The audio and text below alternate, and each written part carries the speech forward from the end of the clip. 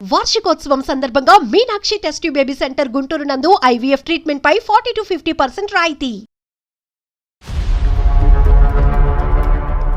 Sudden గా call చేసింది. Call చేసి నేను ఆ అబ్బాయితో వెళ్ళిపోతున్నాను, నువ్వు తప్ప నాకు ఎవరు లేరు, సూసైడ్ లెటర్ లో నీ పేరు రాసి చచ్చిపోతాను అని నన్ను బ్లాక్ మెయిల్ చేసింది. ఏంటమ్మా నువ్వు తప్ప ఎవరు లేరు ప్రపంచంలో సంతకం పెట్టడానికి? ఆల్మోస్ట్ నా లైఫ్ ఎండ్ అయ్యే సిచ్యువేషన్ లో ఉన్నా madam. There is no reasons to use the word death అమ్మా. అంత పెద్ద మాట మాట్లాడే ముందు నీ వయసు ఎంతమ్మా? 19 years.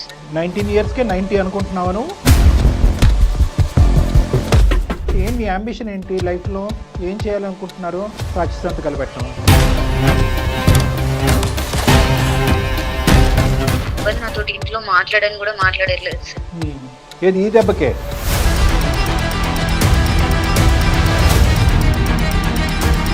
ఈ అమ్మాయి ప్రియదర్శిని మాకు ఒక మెయిల్ చేసింది. మళ్ళీ ప్రాబ్లం క్రియేట్ చేసింది తను. ప్రాబ్లం ఎక్కడి దాకా తీసుకొచ్చిందంటే ఊర్లో ప్రతి ఒక్కరు అమ్మాయి ఏదో లవ్ అయిపోయి ఉందంట అని తన గురించే బ్యాడ్ గా మాట్లాడే కానీ తెచ్చుకుంటారు. ఈ రోజు లోకం 10 మంది ఏంటి, 100 మంది ఏంటి, 1000 మంది ఏంటంటే నిలబడితే కనుక మీరేంటారా మా అమ్మాయి గురించి మాట్లాడేది అని చెప్పగలిగేటటువంటి దమ్ము ధైర్యం మీకు లేదా? ఎప్పుడైనా మీ కల్లో అయినా కూడా మీ అమ్మాయికి 19-20 సంవత్సరాలకు పెళ్లి చేస్తారని మీరు ఎప్పుడన్నా అనుకున్నారా? అనుకోలేదు సార్, కానీ ఇలాంటి ప్రాబ్లం వస్తుందని కూడా అనుకోలేదు కదా సార్. ప్లీజ్ నాన్న, ఒక్కసారి నాకు ఛాన్స్ ఇచ్చి చూడండి నాన్న, ప్లీజ్. అమ్మ చదువుకోండి అమ్మా ఫస్ట్.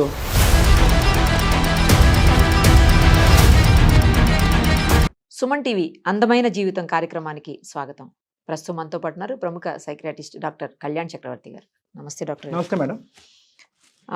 ఒక మెయిల్, చాలా చిన్న అమ్మాయి, ఇదే చివరి మెయిల్, ఇంక ఇదే నా కమ్యూనికేషన్ లాస్ట్ అన్నట్లుగా మెయిల్ చేసింది. అయ్యో, అతి దారుణమైనటువంటి పరిస్థితిలో ఉన్నట్టు అనిపించింది నాకు. మేడం అది ఏంటి అనేది మీరే డైరెక్ట్ గా మాట్లాడితే అర్థమవుతుంది. నేను ఫోన్ కాల్ కలుపుతాను. అలాగే madam. Okay.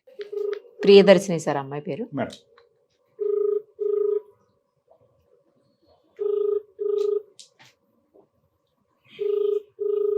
Hello. Hello, Priyadarshini అండి? అవునండి. నేను నిరుపమ, సుమన్ టీవీ అందమైన జీవితం కార్యక్రమం నుంచి కాల్ చేస్తున్నాను. మీరు మాకు మెయిల్ చేశారు కదా? అవును మేడం. అది మాట్లాడదామని చేశానమ్మా. మనతో పాటు డాక్టర్ గారు కూడా ఉన్నారు, కళ్యాణ్ చక్రవర్తి గారు. అసలు అంత కష్టమే వచ్చింది, మీరు ఇదే చివరి మెయిల్, ఇంకా నేను ఎవరితో కమ్యూనికేట్ చేయలేనేమో అన్నట్లుగా పెడితే బాధ అనిపించింది. ఏంటి అంత బాధ ఏంటి, అంత కష్టం ఏంటి, ఒక్కసారి చెప్తే డాక్టర్ గారు కూడా వింటారు. Thank you so much madam, first నా మెయిల్ కి రిప్లై ఇచ్చినందుకు. ఓకే అమ్మా. ఆల్మోస్ట్ నా లైఫ్ ఎండ్ అయ్యే సిచ్యువేషన్ లో ఉన్నా మేడం నేను ఇప్పుడు. అంత పెద్ద మాట మాట్లాడే ముందు నీ వయసు ఎంతమ్మా? 19 years. 19 yearsకే 90 అనుకుంటున్నావా నువ్వు? కెరీర్ బిల్డ్ చేసుకోవాలని చాలా హోప్స్ తో, చాలా ఎక్స్పెక్టేషన్స్ తో నా లైఫ్ ని టర్న్ చేసుకోవాలని ఇంటెన్షన్ తో నేను ఉండే sir. There is no reason to use the word death అమ్మా. ఓకే, అదొక్కటి గుర్తుపెట్టుకుని మీరు సంభాషించండి. ఎంతసేపు అయినా నేను వింటాను. దయచేసి ఒక నమ్మకంతో మా వరకు వచ్చిన తర్వాత జీవితానికి ఉండవలసినటువంటి విలువలు, వాల్యూస్ చాలా ఉంటుందమ్మా. మీరు 19 years అప్పుడు నువ్వు మాట్లాడే ఏజ్లో నువ్వు లేవు అమ్మా. సో నువ్వు దయచేసి అవన్నీ పక్కన పెట్టి ఏంటి నీ కష్టం అనేది డీటెయిల్గా చెప్పండి. ఓకే సార్, నా పేరు ప్రియదర్శిని. మా నాన్నగారు టీచర్, మా అమ్మ హౌస్ వైఫ్. నా 10th మొత్తం మా ఊర్లో కంప్లీట్ అయింది. ఇంటర్ హైదరాబాద్ లో జాయిన్ చేశారు, మంచి కార్పొరేట్ కాలేజ్ లో. ఓకే. ఆ ఇంటర్మీడియట్ లో అక్కడ బిందు అనే ఒక అమ్మాయి నాకు పరిచయం అయ్యి చాలా క్లోజ్ ఫ్రెండ్ గా, బెస్ట్ ఫ్రెండ్ గా చాలా చాలా బాగుండేది. మేము ఎక్కడికి వెళ్ళినా కూడా ఇద్దరం కలిసి వెళ్ళే వాళ్ళం. ఓకేనమ్మా. ఇంటర్మీడియట్ 2nd year లో ఆ అమ్మాయికి ఒక అబ్బాయి పరిచయం అయ్యి తను లవ్ చేస్తుంది. ఓకే. ఎవరు? నువ్వు కాదు, మీ ఫ్రెండ్? నా ఫ్రెండ్. ఇంటర్మీడియట్ కంప్లీట్ గా అయిపోయింది, ఇద్దరికి గుడ్ రిజల్ట్స్ వచ్చినాయి. మంచి డిగ్రీకి ఒక మంచి కాలేజ్ వెతికి ఇద్దరం జాయిన్ అయిపోయాం. ఇద్దరం బానే ఉంది. ఏమైందంటే సడన్ గా ఒక రోజు తన లవ్ మ్యాటర్ వాళ్ళ ఇంట్లో తెలిసింది. ఇంట్లో గొడవ అయ్యి తను కొన్ని రోజులు కాలేజ్ కూడా రాలేదు. తర్వాత వాళ్ళ ఇంట్లో వాళ్ళ పేరెంట్స్ ని కన్విన్స్ చేసి కాలేజ్ కి వచ్చింది. ఒక 1 month, 1.5 months బానే ఉన్నాం కాలేజ్ లో. ఇద్దరం కాలేజ్ కి వెళ్ళే వాళ్ళం. ఆ అబ్బాయి కూడా అప్పుడప్పుడు వచ్చేవాడు, రెస్టారెంట్ కానీ, పార్క్ కానీ, సినిమాస్ కి వచ్చేవాడు. ఓకే. మీ ముగ్గురు కలిసి ఫ్రెండ్లీగా ఉండేవారు? ఆ ముగ్గురం కలిసి ఫ్రెండ్లీగా ఉండేవాళ్ళం. వాళ్ళిద్దరు ప్రేమికులు, వాళ్ళిద్దరితో నీకంటూ ఎటువంటి ఇది లేదు? అమ్మాయి ఫ్రెండ్ అంతే. అంటే ఫ్రెండ్ అని తనకి తోడుగా వెళ్ళేదాన్ని. తను తీసుకెళ్లే వరకు నాకు తెలియదు అంటే ఆ అబ్బాయి వస్తున్నాడు అని. అంతా అవుతుంది. ఒక రోజు సడన్ గా కాల్ చేసింది. కాల్ చేసి నేను ఆ అబ్బాయితో వెళ్ళిపోతున్నాను, పెళ్లి చేసుకుంటాను, నువ్వు వచ్చి మాకు సాక్షి సంతకం పెట్టు, నువ్వు తప్ప నాకు ఎవరు లేరు అని చెప్పింది.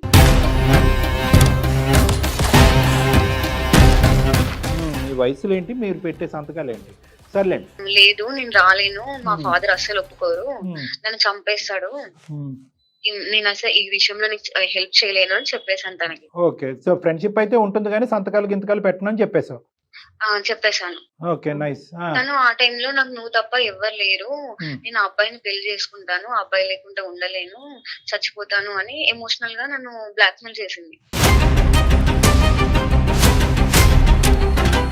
సూసైడ్ చేసుకుంటాను, సూసైడ్ లెటర్ లో నీ పేరు రాసి చచ్చిపోతాను అని నన్ను బ్లాక్మెయిల్ చేసింది. ఏంటమ్మా నువ్వు తప్ప ఎవరు లేరు ప్రపంచంలో సంతకం పెట్టడానికి, అయినా కానీ నువ్వు సంతకం పెట్టకపోతే ఆమె చచ్చిపోవటం ఏంటి? నాకేం చేయాలో అర్థం కాలేదు ఆ సిచ్యువేషన్ లో. సర్లే తన ఏజ్ కూడా 18+ కదా అని నేను సైన్ చేయడానికి ఒప్పుకున్నాను. నువ్వు సంతకం పెట్టావమ్మా? పెట్టాను సార్. ఓకే. తన మ్యారేజ్ కి నేను ఆ అబ్బాయి తరపున ఒక 2 ఫ్రెండ్స్ వచ్చారు. ఆ మ్యారేజ్ కంప్లీట్ అయింది, వాళ్ళు నన్ను హాస్టల్ దగ్గర దింపేసినారు సార్. మరి ఇష్యూ ఏంటమ్మా? నెక్స్ట్ డే వాళ్ళ పేరెంట్స్ వచ్చేసి ఈ మ్యాటర్ తెలిసి హాస్టల్ కి వచ్చినారు. మొత్తం గొడవ చేసినారు, ఇంత జరుగుతుంటే నాకేం చెప్పరా అని అడుగుతున్నారు. ఈ మ్యాటర్ అంతా కాలేజ్ దాకా వెళ్ళిపోయింది. కాలేజ్ దగ్గర మా నాన్నగారి నెంబర్ తీసుకున్నారు, డైరెక్ట్ మా ఇంటికి వెళ్ళి గొడవ చేసినారు మా ఊర్లోకి వెళ్ళి.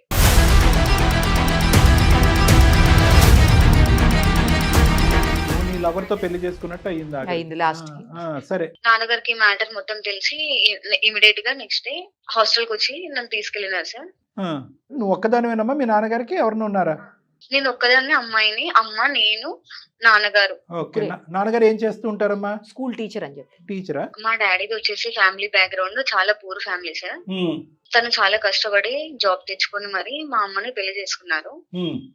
నా కూతురికి ఏ కష్టం రాకూడదని చిన్నప్పటి నుంచి నన్ను చాలా బాగా చూసుకున్నారు. ఏంటి అంబిషన్ ఏంటి లైఫ్ లో? ఏం చేయాలనుకుంటున్నారు? సాక్షి సంతకాలు పెట్టడం? నేను చదువుకుంటూ సివిల్స్ కి ఇట్లా ప్రిపేర్ అవుతున్నా సార్. ఓకే. యూపీఎస్సీ రాయాలని ఉద్దేశం. ఈ టైంలో నాకు ఇలాంటి ప్రాబ్లమ్ ని ఫేస్ చేస్తున్నాను. సరే, ఈ ప్రాబ్లం నువ్వు ఫేస్ చేయడం కాదు, ఆ అమ్మాయి ప్రాబ్లం లో నువ్వు అనాలోచితంగా దిగేవు. ఇది నీ ప్రాబ్లం కాదు. నువ్వు ఏదో యూపీఎస్సీ ఐఏఎస్ ఐపీఎస్ ఆఫీసర్ అంటే కనుక నువ్వు ఎక్కడ పడితే అక్కడ సంతకాలు పెట్టేటప్పుడు మీ నాన్నగారు తల ఎక్కడ పెట్టుకోవాలో అతనికి అర్థం కావట్లేదు, ఉన్న పరువు కాస్త పోయింది. ఇప్పుడు మీ నాన్నగారు రియాక్షన్ చెప్పమ్మా, చాలు మాకు అర్థమైంది. మా నాన్నగారు నాకు పెళ్లి చేద్దామని అనుకుంటున్నారు సార్. ఏది ఈ దెబ్బకే? ఊర్లో పరువంతా పోయింది సార్. చిన్నప్పటి నుంచి నన్ను అల్లారు ముద్దుగా చూసుకొని గౌరవంగా ఉంటున్నారు సార్ ఊర్లో. అది కరెక్టేనమ్మా, కానీ ఇలా నువ్వు పెట్టడం వల్ల అవమానంకి గురయ్యావు కాబట్టి నీకు పెళ్లి చేయటం ఏంటి?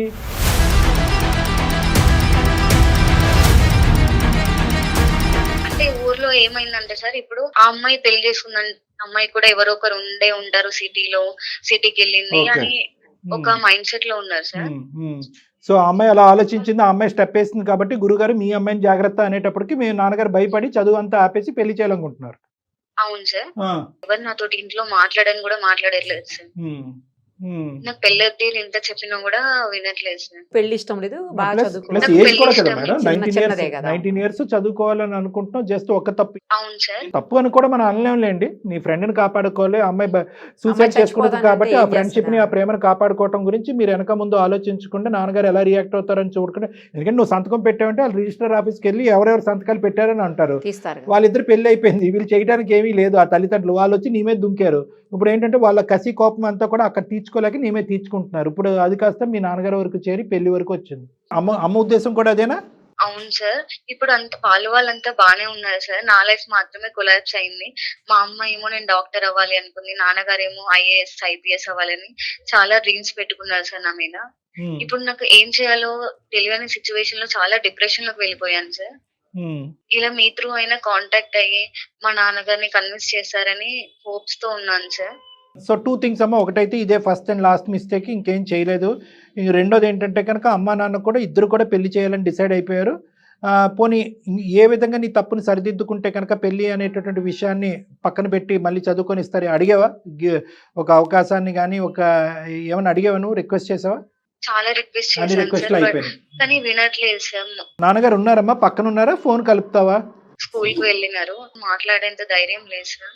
మీరే కాల్ చేయండి సార్. మేమే కాల్ చేయాలా? సరే, మేము కాల్ చేసి నీకు కలుపుతామమ్మా. ఒక 2 నిమిషాలు లైన్లో ఉండండి. నంబర్ చెప్పండి అమ్మా ఒకసారి.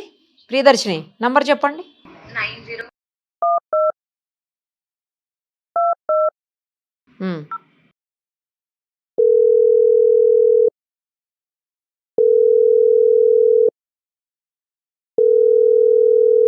హలో, హలో, రఘు గారేనా అండి? ఎవరు? నేను నిరుపమ అండి, సుమన్ టీవీ అందమైన జీవితం కార్యక్రమం నుంచి మాట్లాడుతున్నాను. నాతో పాటు డాక్టర్ కళ్యాణ్ చక్రవర్తి గారు కూడా ఉన్నారు. మీ అమ్మాయి ప్రియదర్శిని మాకు ఒక మెయిల్ చేసింది. మళ్ళీ ఏ ప్రాబ్లం క్రియేట్ చేసింటాను? అయ్యో, ఏ ప్రాబ్లం క్రియేట్ చేయలేదండి, ఉన్న ప్రాబ్లమ్ని సాల్వ్ చేయమని చెప్పి మమ్మల్ని రిక్వెస్ట్ చేస్తూ మెయిల్ పెట్టింది. ఒక్కసారి మాట్లాడదామండి, డాక్టర్ గారు కూడా మీతో మాట్లాడతారు. చెప్పండి సార్ నమస్తే. సార్. నమస్తే సార్. మరి పర్లేదా? ఒక 2 నిమిషాలు మాట్లాడచ్చా? వ్యవధి ఉందా? పర్లేదు సార్, ఇది లంచ్ టైమే, కానీ చెప్పండి సార్. అబ్బా, సంతోషం అండి మీరు ఆ విధంగా అంగీకరించినందుకు. ఏం లేదండి, పాప మెయిల్ పెట్టింది. అమ్మాయి చెప్పండి సార్. ఒక అల్లరి ముద్దుగా పెంచుకున్నటువంటి ఒకే ఒక అమ్మాయి, చాలా చాలా ఇదిగా పెంచుకున్నారు. అదే విధంగా ఏంటంటే ఆ అమ్మాయి తన మెయిల్లో కూడా చాలా డీటెయిల్డ్గా చెప్పింది. చాలా ఆశయాలు పెట్టుకున్నారు, చాలా కోరికలు కన్నారు, చాలా కళ్ళగన్నారు. ఆ అమ్మాయి ఒక ఐఏఎస్ ఆఫీసర్ లాగా, ఒక డాక్టర్ లాగా చూడాలని తల్లిదండ్రులు మీరు అనుకున్నారు. కానీ ఒక దురదృష్టకరమైన పరిస్థితి, ఒక సంఘటన వల్ల ఏంటంటే అనాలోచితంగా ఆ అమ్మాయి చేసిన తప్పు వల్ల ఈరోజు మీరు ఎంతో పరుగులుగా ఉండవలసినటువంటి మీరు తలెత్తుకోలేనటువంటి పరిస్థితి ఏర్పడింది. దాంతో ఒక భయంకరమైన నిర్ణయం తీసుకున్నారని ఆ అమ్మాయి చాలా బాధపడింది మా దగ్గర.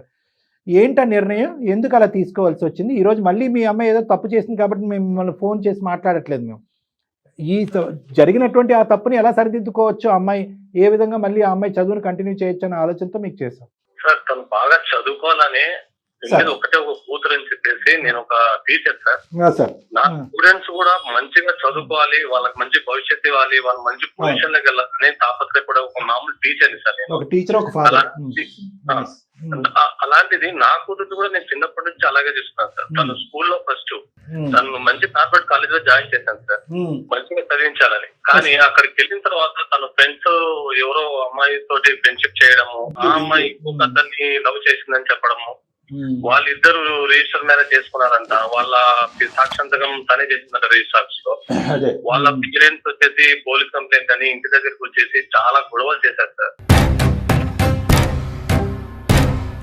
ఊర్లో పరువంతా పోయింది సార్. ఆఖరికి ఏమన్నారంటే మస్తర్ గారి కూతురు ఏదో లవ్ మ్యాటర్ చేసిందంట అని తన గురించే బ్యాడ్ గా మాట్లాడుతుంటే అవి వినలేకపోతున్నాను.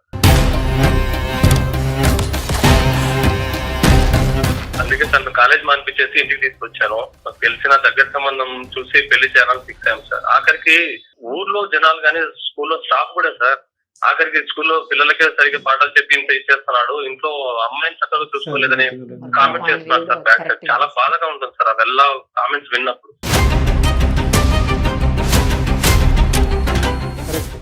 కరెక్టే. మేము ఏమి అనలేము, ఆ విషయం గురించి ఏమనలేము. అలా కాదు సార్, ఒక మాట నేను మాట్లాడచ్చా? చెప్పండి సార్. అమ్మాయి ముందు నుయ్యి వెనకతలు గొయ్యి అనే పొజిషన్లో తను ఉంది. అది తప్పుగా అనుకుంటే తప్పే, ఘోరం, తప్పు చేయకూడనటువంటి నేరం అనుకుంటే నేరమే. ఎందుకంటే ప్రాణ స్నేహితురాలు, ఇద్దరు కలిసిమెలిసి పెరిగారు, ఒకే కంచం ఒకే మంచం అన్నట్టుగా చాలా చక్కగా ఉండేటటువంటి వాళ్ళిద్దరిని ఆ అమ్మాయి మీద ఎంత అయితే కనుక మీకు ఒక ఫీలింగ్ ఉందో అదే విధంగా మీ కూతురు మీద కూడా అంతే పాజిటివిటీ ఉంది అనేది ఆ అమ్మాయి మాటలో మాకు వినిపించింది. కానీ అదే అమ్మాయి వచ్చి ఈరోజు నువ్వెంతో నాకు ప్రేమించినటువంటి అబ్బాయి అంతే, ఆ అబ్బాయి ప్రేమ లేకుండా నేను బ్రతకలేని చచ్చిపోతాను అనేటటువంటి ఒక థ్రెట్ ఇచ్చేటప్పటికి ఈ అమ్మాయి ఏం వెంటనే ఒప్పుకోలేదండి. అది కూడా మీరు దయచేసి పెద్ద మనుషులుగా అర్థం చేసుకోవాలి. చాలా ఒత్తిడికి లోనైంది. చాలా ఒత్తిడికి లోనవటం వల్ల ఫైనల్గా ఇంక దిక్కుతోచనటువంటి పరిస్థితిలో స్నేహితురాల యొక్క ప్రాణాలు కాపాడాలని చెప్పి పెట్టినటువంటి సంతకమే. కానీ ఇదే ఆనవాయితీ ఇదే పద్ధతిగా లాస్ట్ 5-6 ఇయర్స్ బట్టి దగ్గరుండి రిజిస్టర్ మ్యారేజ్లు ఏమి మీ అమ్మాయి చేయట్లేదు. ఆ విషయం కూడా మీరు ఒకసారి ఆలోచించాలి సార్. తను ఫస్ట్ రోజే ఇలాంటి సిచ్యువేషన్ ఉంది అని చెప్పింటే దాన్ని ఏదో రకంగా సాల్వ్ చేయాలి. పాయింట్ అదే డిక్లేర్ చేయలేదు అమ్మాయి, చెప్పలేకపోయింది, భయపడింది. నాకు చెప్పింటే సార్ నేను ఏదో ఒకటి కన్విన్స్ చేస్తా, ఏదో ఒకటి మార్చో, లేకపోతే ఆ కాలేజ్ మార్చో, లేకపోతే తనకు ఏదైనా సర్ది చెప్పో, వేరే కాలేజీలో జాయిన్ చేయడము, అలాంటి ఫ్రెండ్స్ కు దూరంగా ఉండమని చెప్పడం, ఏదో ఒకటి చేసేవాడిని సార్. కాకపోతే ప్రాబ్లం ఎక్కడి దాకా తీసుకొచ్చిందంటే ఊర్లో ప్రతి ఒక్కరు అమ్మాయి ఏదో లవ్ అఫైర్ ఉందంట అని తన గురించే బ్యాడ్ గా మాట్లాడే కాడికి తెచ్చుకుంది సార్.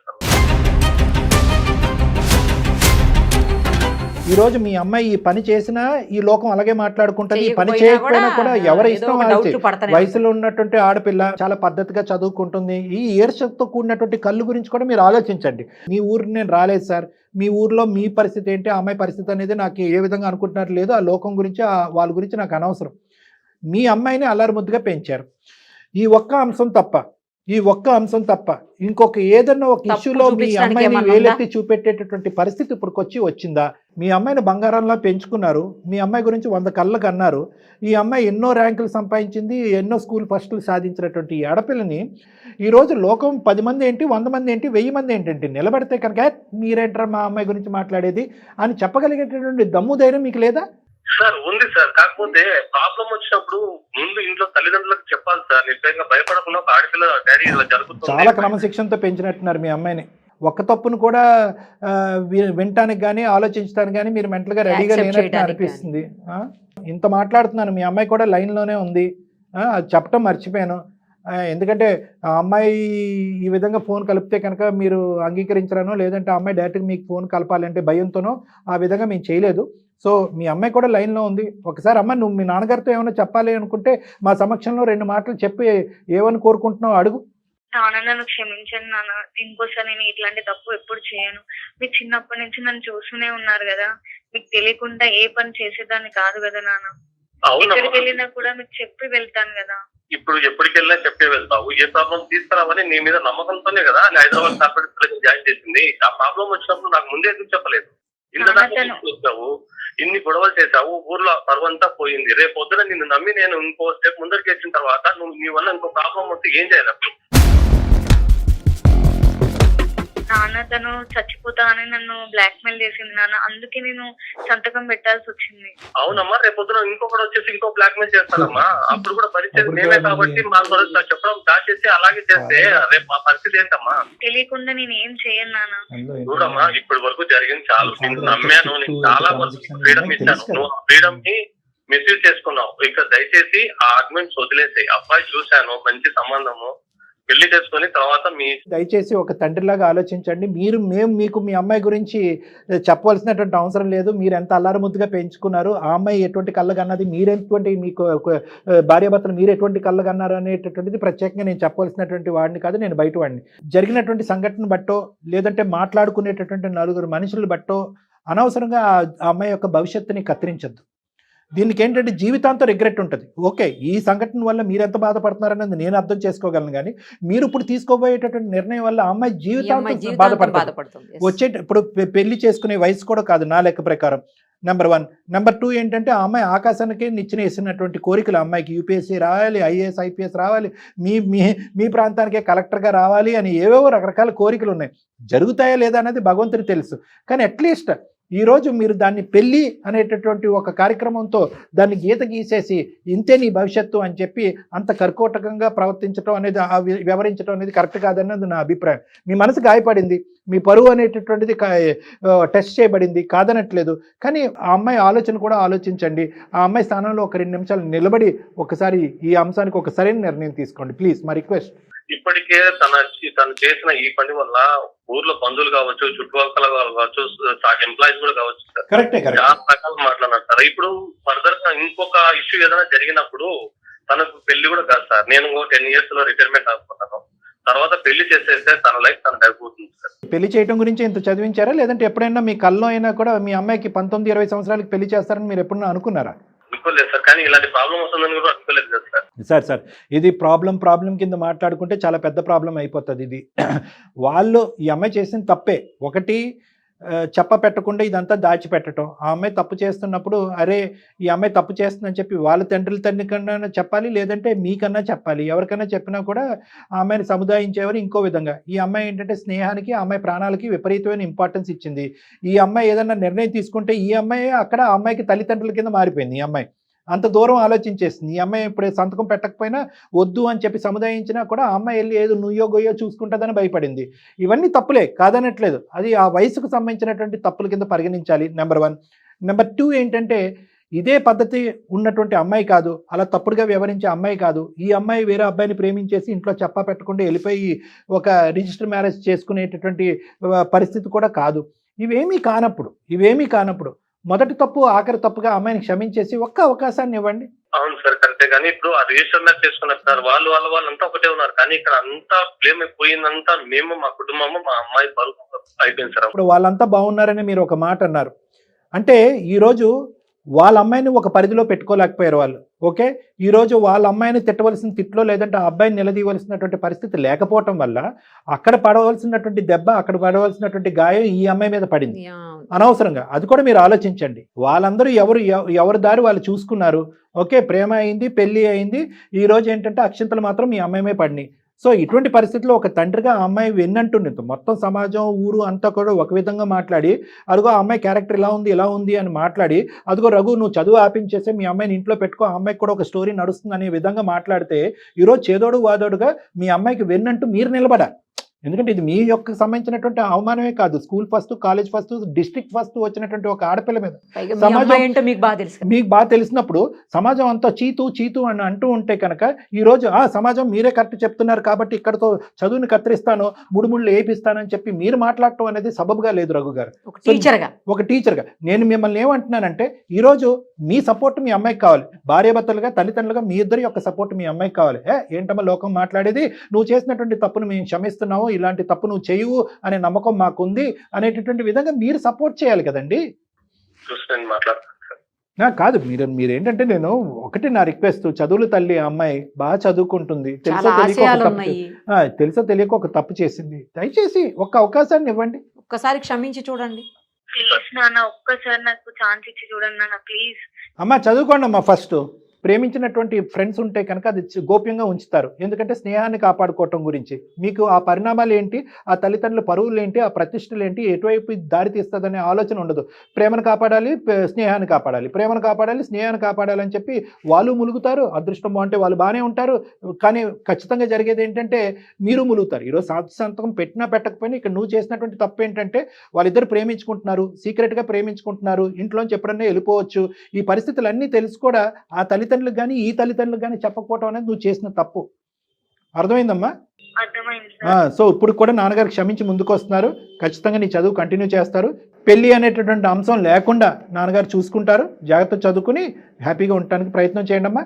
ఏదేమన్నా కూడా ఒకసారి మీరు రండి, ఎందుకంటే మీరు మనస్తాపం తీసుకుని ఒకసారి పాపని తీసుకుని రండి, సార్ దగ్గరికి రండి, ఒకసారి మాట్లాడదాం. రైట్? ఓకే సార్, ఓకేనా?